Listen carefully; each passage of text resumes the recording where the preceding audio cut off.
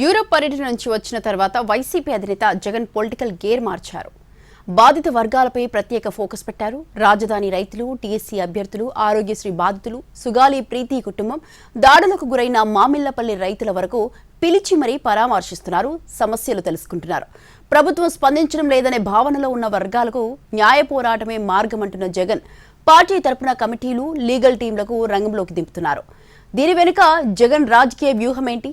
బాధితుల తరపున పోరాటాలతో YCP bounce back అవుతుందా? ఎన్నికల ఫలితాల తర్వాత గత 2 ఏళ్లుగా నెట్టుకు వస్తున్న వైసీపీ క్యాంప్ ఇప్పుడు ఒక్కసారిగా యాక్టివ్ మోడ్లోకి వెళ్లినట్లు కనిపిస్తోంది. కూటమి ప్రభుత్వంపై అసంతృప్తిని క్యాష్ చేసుకునేందుకు అంది వచ్చిన అవకాశాలను ఉపయోగించుకుంటోంది. ఇందులో భాగంగానే అమరావతి పరిధిలోని పెరుమాక, ఉండవల్లి, నిడమర్రు, కురగల్లు, నేలపాడు వంటి గ్రామాలకు చెందిన రైతులు నేరుగా జగన్ను కలిసి తమ ఆవేదన వ్యక్తం చేశారు. ఇప్పటికే భూములిచ్చినా చాలా మందికి రిటర్నబుల్ ప్లాట్లు అందలేదని, ఇప్పుడు మళ్లీ భూములు ఇవ్వాలని సిఆర్డీఏ అధికారులు రాత్రికి రాత్రి ఇళ్లపైకి వచ్చి బెదిరిస్తున్నారంటూ రైతులు ఆరోపించారు. ఈ నేపథ్యంలో రైతుల తరపున ప్రత్యేక లీగల్ కమిటీ ఏర్పాటు చేస్తామని జగన్ ప్రకటించడం రాజకీయంగా ప్రాధాన్యత సంతరించుకుంది. చెప్పిన వెంటనే కమిటీని కూడా వెంటనే రంగంలోకి దింపింది వైసీపీ. రైతుల సమస్యను కేవలం రాజకీయ అంశంగా కాకుండా న్యాయపరమైన పోరాటంగా మలిచే ప్రయత్నం చేస్తున్నట్లు కనిపిస్తోంది. మరోవైపు డిఎస్సి నియామకాలపై అసంతృప్తి వ్యక్తం చేస్తూ ఉద్యోగాల కోసం ఏళ్ల తరబడి ఎదురుచూసిన అభ్యర్థులు న్యాయం కోసం జగన్ను ఆశ్రయించారు.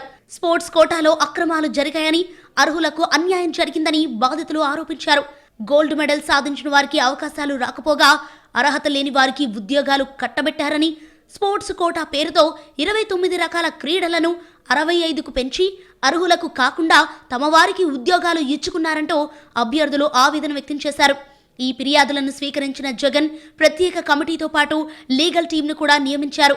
నియామకాల అంశాన్ని కోర్టు పరిధిలోకి తీసుకెళ్లి ప్రభుత్వం మీద ఒత్తిడి పెంచాలనే వ్యూహం కనిపిస్తోంది. రాజధాని రైతులు, డిఎస్సి అభ్యర్థులే కాకుండా కూటమి ప్రభుత్వంపై వైద్య రంగం నుంచి కూడా అసంతృప్తి వ్యక్తమవుతోంది.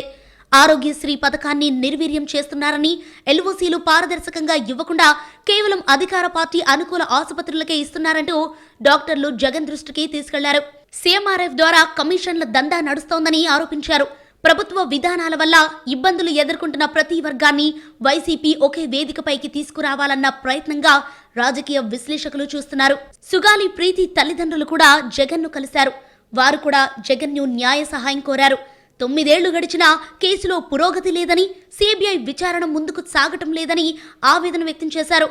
వైసీపీ ప్రభుత్వంలో సిబిఐ విచారణ వేయించడంతో పాటు 5 ఎకరాల భూమి, ఇంటి స్థలం, ఉద్యోగం ఇస్తే ఇప్పుడు టీడీపీ ప్రభుత్వం వచ్చాక పెన్షన్ ఆపేశారని, సిబిఐ విచారణ నత్తనడకన సాగుతోందని ప్రీతి తల్లిదండ్రులు జగన్ వద్ద వాపోయారు. వారికి న్యాయ సహాయం అందిస్తామని, పార్టీ అండగా ఉంటుందని భరోసా ఇచ్చారు జగన్. అలాగే గుంటూరు జిల్లా పొన్నూరు నియోజకవర్గం మామిళ్లపల్లిలో కొందరిపై అట్రాసిటీ కేసులు పెట్టారు. వారు తమపై జరిగిన దాడుల గురించి జగన్కు ఫిర్యాదు చేశారు.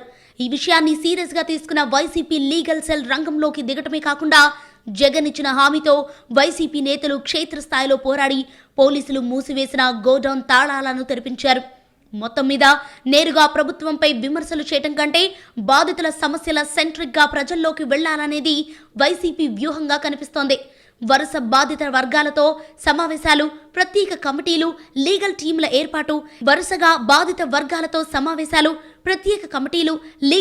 ఏర్పాటు, ఇవన్నీ రాబోయే రోజుల్లో రాష్ట్ర రాజకీయాల్లో హీట్ పెంచే అవకాశం కనిపిస్తోంది.